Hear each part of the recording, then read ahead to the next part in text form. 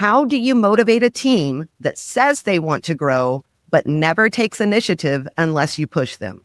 Okay, we've all been here. I know we have. They say they want to grow. They say they want to level up. They say they want to take on more. But when it comes time to actually follow through, it's like crickets. You hear nothing. You end up being the reminder, the cheerleader, the deadline, and the pressure every single time. Here's what I've learned. Desire isn't the same as drive.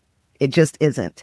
And a lot of people like the idea of growth, but they haven't built the habits or the mindset to actually pursue it on their own. So what do? You set expectations that match the culture that you're building. Chandra just went through this. You make growth the standard, not a suggestion, and you stop rewarding passive participation. I can't talk today. We're going to go with it. It's really important. Chandra, I'd love your thoughts. How do you lead a team that says the right things, but isn't really backing it up with action?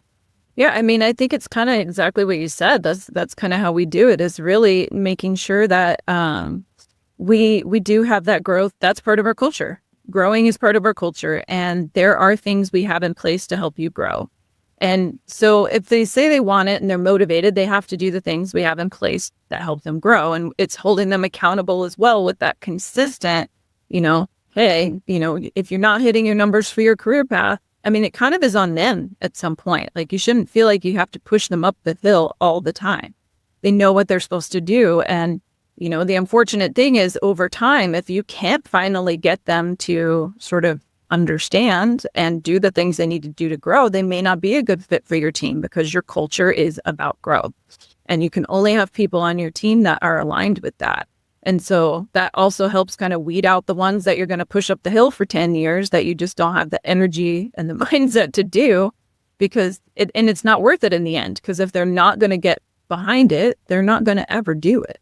And so that's kind of how, I would handle a situation like that, is making sure you have a plan that they can follow, that's easy for them to follow. And if they don't follow it, then there'll end up being those consequences.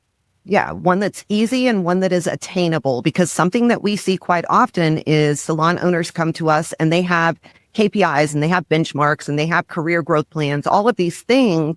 But when we start digging through, we're like, holy crap, I couldn't even hit those. Like, that isn't even attainable for somebody who's been in the industry 25 years, right? And so it's very, very important that when you are creating this growth mindset, when you are creating these KPIs and benchmarks and all of these things, that they are created in a way that makes sense for your business and for your team. Because if they don't make sense and they're not attainable, you are killing your culture almost from the beginning. So 100%.